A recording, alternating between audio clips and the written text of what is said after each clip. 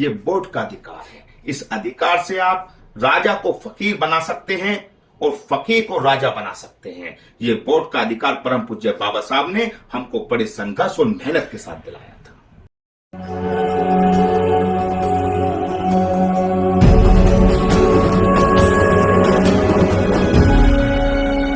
जय भीम साथियों, मैं अतुल खोड़ावाल, राष्ट्रीय अध्यक्ष बहुजन जनता दल।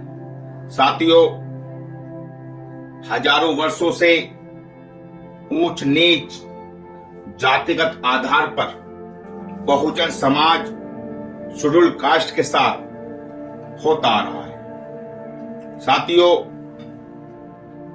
ऐसी ही एक परंपरा बहुत पुरानी है जो 100 साल पहले हुआ करती थी।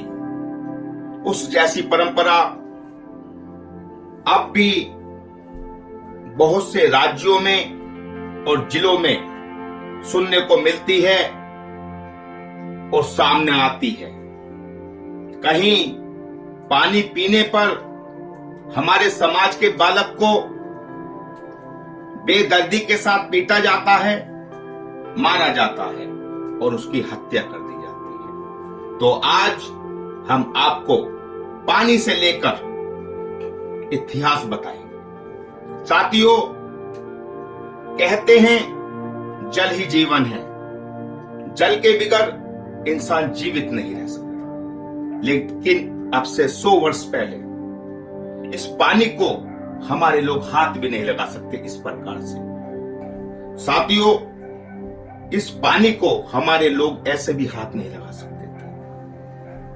तालाब पर पानी पीने जाते थे तो उनकी हत्या कर दी जाती थी, उनको बेदर्दी के साथ पीटा जाता था। 100 वर्ष पहले परम पूज्य बाबा साहब ने 14 तालाब पर हजारों की संख्या में लोगों को ले जाकर बहुजन समाज को पानी का अधिकार दिलाया था। परम पूज्य बाबा साहब जी की बदौलत आज हम इस पानी को पी भी सकते हैं और छू भी सकते हैं। किसी भी नदी और तालाब और समुद्र पर बहुजन समाज जा भी सकता है। ये संपूर्ण अधिकार हमको परम पूज्य बाबा साहब ने दिलाए हैं और समता का अधिकार हमको दिलाया है। आज हम आपको ये जो बिसलरी का पानी है उसको हम आपको पी के दिखाएंगे और आपको बताएंगे कि इस बिसलरी के पानी को पीने के लिए हमारे परम पूज्य बाबा साहब ने कितना संघर्ष किया है और कितने संघर्ष के बाद हमारा समाज आज इस बिसलरी के पानी को, टंकी के पानी को, घड़े के पानी को, कुएं के पानी को, तालाब के पानी को कितनी आसानी से पीता है और परम पूज्य बाबा साहब के दिलाए हुए अधिकारों को बहुत तेजी के साथ, बहुत आराम से नकार देता है। कहता है कि परम पूज्य बाबा साहब ने हमें क्या दिलाया, उन्होंने हमारे लिए क्या किया। ये जो वाटर देख रहे हैं आप, ये जो पानी देख रहे हैं आप, इसका पीने को भी हमको अधिकार नहीं था, जैसे आज हम इसको पिएंगे। साथियों, परम पूज्य बाबा साहब ने इस पानी के लिए धरना प्रदर्शन से लेकर बड़े बड़े आंदोलन चलाए और आंदोलन चलाने के बाद हमारे लोगों को पानी पीने का अधिकार मिला था। परम पूज्य बाबा साहब ने भरी दोपहरी के समय, दोपहर का समय था, कम से कम 5000 लोगों को लेकर 14 तालाब पर पहुंचे थे, जहां उन्होंने सबसे पहले नीचे उतरे। उनके पीछे हुजूम था लोगों का। वो नीचे उतरे। नीचे उतरने के बाद उन्होंने मुट्ठी में पानी लिया और पानी को पिया। उनका मकसद पानी पीना नहीं था, उनका मकसद था समता, समानता, भाईचारा कायम करना। उस पानी को पीकर हमारे समाज के लोग अमर नहीं हो जाते, लेकिन परम पूज्य बाबा साहब को वो बात बर्दाश्त नहीं हुई, बात सहनीय नहीं हुई। बाबा साहब ने उस बात का विरोध किया और 14 तालाब पर पहुंचकर हजारों लोगों के साथ धावा बोला और उस समय जो अपर कास्ट के लोग, जो तुच्छ मानसिकता रखने वाले लोग थे, उनको सबक सिखाने का काम किया और हमको पानी पीने का अधिकार दिलाया। साथियों, इसी के चलते हुए संविधान में हमको शिक्षा का अधिकार मिला। अच्छे अच्छे कॉलेज में आज हमारे बच्चे जाते हैं, पढ़ाई करते हैं, बहुत आसानी से उनको किताब और स्कूल मुहैया हो जाते हैं। लेकिन एक समय ऐसा भी था जहां हमारे बच्चों को स्कूल में घुसने की भी इजाजत नहीं थी। स्कूल का मुंह देखने पर भी हमारे लोगों को पीटा जाता था, मारा जाता था और वो सहन नहीं कर पाते थे, तड़पते रहते थे। लेकिन आज हमारे लोग शिक्षा को भी बहुत आसानी से देख रहे हैं, शिक्षा ग्रहण नहीं कर रहे हैं। हमारे समाज के लोग मेहनत मजदूरी कर कर अपने बच्चों को पढ़ाते हैं, लेकिन वो पढ़ाई लिखाई में भी कोताही बरतते हैं, ईमानदारी के साथ पढ़ाई नहीं कर रहे हैं। जबकि परम पूज्य बाबा साहब का मुख्य लक्ष्य था समाज को शिक्षा की ओर ले जाना, क्योंकि समाज शिक्षित होगा तो अपने हक और अधिकारों को जानेगा, पहचानेगा। इसी के चलते हुए भारत के अंदर लोकसभा के आम चुनाव चल रहे हैं और चारों तरफा आपके सामने लोकसभा प्रत्याशी वोट मांग रहा है। नए नए मुद्दे हैं, नए नए चेहरे हैं, लेकिन हमारे जो असली हक और अधिकार दबे हुए हैं उनको कौन उठाएगा? हमारे जो मसीहा परम पूज्य बाबा साहब का जो मिशन अभी अधूरा है उसको कौन पूरा करेगा? हमारे जो हक अधिकार अपर कास्ट के लोगों द्वारा या मनुवादी सरकारों द्वारा कमजोर किए जा रहे हैं, उनको खत्म किया जा रहा है, उनको कौन बचाएगा? ये एक बड़ा प्रश्न खड़ा करता है, क्योंकि आज के समय में शिक्षा का निजीकरण कर दिया गया है, बेरोजगारी चरम पर है, रोजगार कहीं नहीं है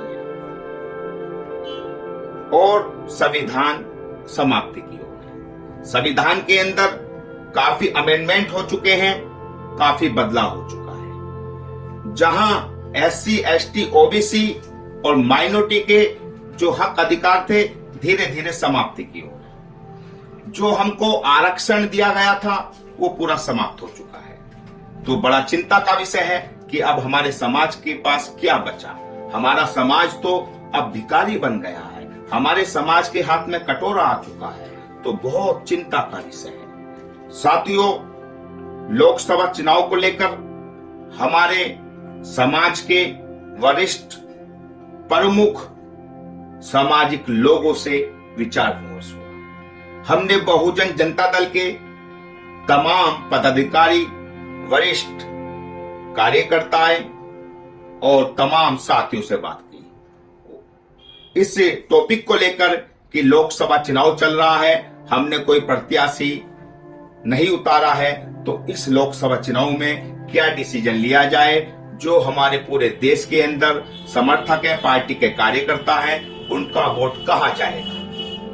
हमारे तमाम साथियों ने हमसे पूछा, साहब हम वोट कहां करें? हमारी पार्टी का तो कोई प्रत्याशी खड़ा नहीं हुआ, तो हम वोट कहां करें? हमने कहा भाई अभी धीरज रखिए, आपको बताया जाएगा।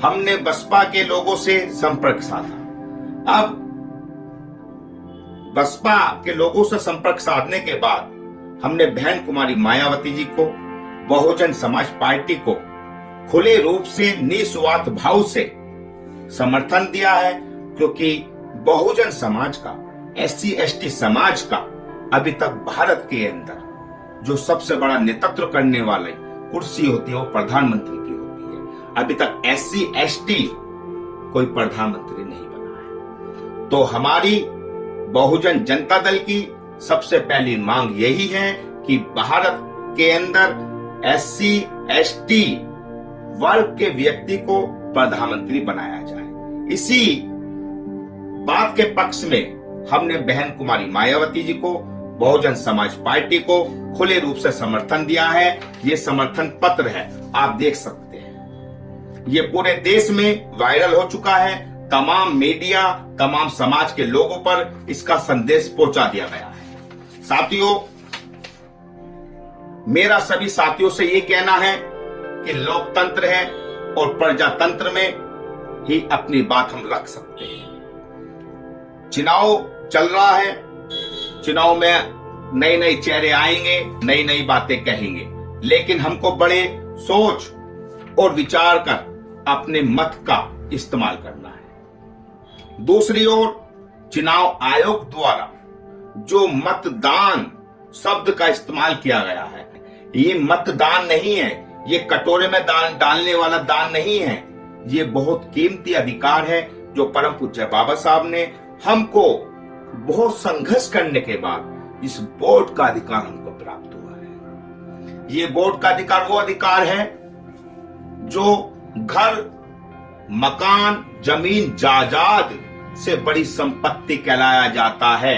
मत अधिकार, ये आपका अधिकार है। इस अधिकार का आप सोच समझ के इस्तेमाल करें। इसको इस बात से ना तोलें कि ये मतदान है, क्योंकि बहुत से लोग जो अपर कास्ट के हैं या मनुवादी सोच रखते हैं, वो सीधे कहते हैं कि आपको मतदान करना है। ये तो दान कर दीजिए, कोई चीज नहीं है, ये कुछ चीज नहीं है वोट, इसको तो किसी को दे दीजिए, इससे कोई फर्क नहीं पड़ता है। ये अपर कास्ट के लोग हमारे लोगों से कहते हैं। लेकिन साथियों, आप बहुत बारीकी से सोचिए, ये वोट का अधिकार है। इस अधिकार से आप राजा को फकीर बना सकते हैं और फकीर को राजा बना सकते हैं। ये वोट का अधिकार परम पूज्य बाबा साहब ने हमको बड़े संघर्ष और मेहनत के साथ दिलाया था। इस वोट के अधिकार का हमें शुद्ध उपयोग करना है। ऐसे प्रत्याशी को वोट करना है जो जीतकर सदन में पहुंचकर आपके हक और अधिकारों की वकालत करे, उनकी रखवाली करे। मेरा आप सभी से कहना है कि पूरे उत्तर प्रदेश और अन्य राज्यों में बहुजन समाज पार्टी को बहुजन जनता दल के समस्त वरिष्ठ पदाधिकारी, समस्त कार्यकर्तागण वोट करें और ज्यादा से ज्यादा वोट कराकर बहन कुमारी मायावती जी को प्रधानमंत्री बनाने का काम करें। क्योंकि अभी तक कोई एससी समाज का, एसटी समाज का कोई प्रधानमंत्री नहीं बना है। हम इस बात के पक्षधर हैं कि एससी समाज से, एसटी समाज से प्रधानमंत्री बनाया जाना चाहिए। ये हमारी प्रमुख मांग है। इन्हीं मांगों को लेकर हमने बहुजन समाज पार्टी का समर्थन किया है और आप भी समर्थन कीजिए और ज्यादा से ज्यादा अपने मत अधिकार का प्रयोग कीजिए और बहुजन समाज पार्टी को अपने मत अधिकार का प्रयोग कर बहन कुमारी मायावती जी को प्रधानमंत्री बनाने का काम कीजिए। इन्हीं शब्दों के साथ क्रांतिकारी जय भीम।